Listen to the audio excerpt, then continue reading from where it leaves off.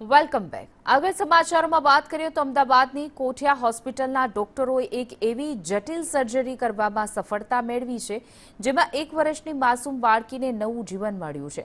રાજસ્થાનના દેવલ ગામની 1 વર્ષની બાળકીના પેટમાં 12 સેન્ટીમીટરની વિશાળ ગાંઠ હતી, જે ગાંઠને જાયન્ટ એન્જિયોમાયોલિપોમા કહેવાય છે.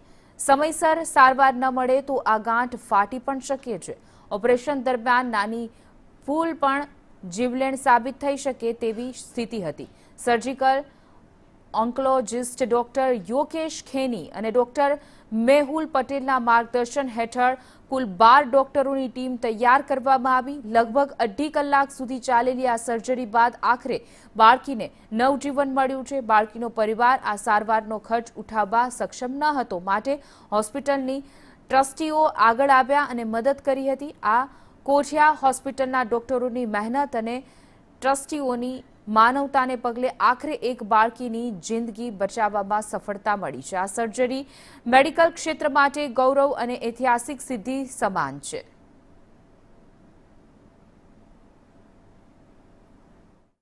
કેવા પ્રકારની ગાંઠ હતી અને કેટલા કલાક સુધી આ ઓપરેશન ચાલ્યું અને ગાંઠના શું મુખ્ય પ્રકારો છે? હવે 1 વર્ષની બાળકી જ્યારે અમારી જોડે આવી ત્યારે ઓલરેડી 2-3 મહિનાથી એ લોકો રિપોર્ટ્સ કરાવતા હતા.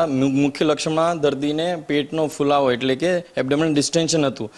જ્યારે અમારી જોડે આવ્યા ત્યારે અમે પેશન્ટના લક્ષણો અને એના સીટી સ્કેનના રિપોર્ટો જોઈને ઝીણવટપૂર્વક અભ્યાસ કરીને જાણવા મળ્યું કે અને એન્જિયોમાયોલાઇપોમા કરીને જમણી બાજુ કિડનીની ઉપરની એક ગાંઠ હતી જે લગભગ 12 બાય 12 સેન્ટીમીટરની હતી અને એમાં સિસ્ટિક ડિજનરેશન થયેલું હતું.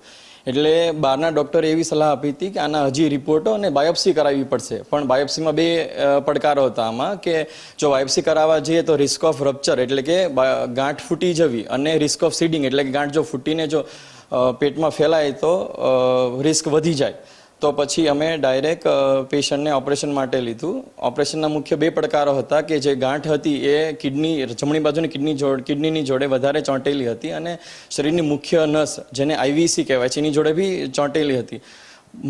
મેઇન મોટી જહેમત પછી એ ગાંઠ લગભગ 2 થી 2.5 કલાકના ઓપરેશન પછી અમે કાઢી અને સક્સેસફુલી નીકળી ગઈ. જે મેઇનલી ગાંઠ કિડની અને લીવરની વચ્ચે કિડનીને નોર્મલી જે આગળની સપાટી કોન્વેક્સ એટલે જે વર્તુળાકાર હોય છે એ આખી ચપટી થઈ ગઈ હતી.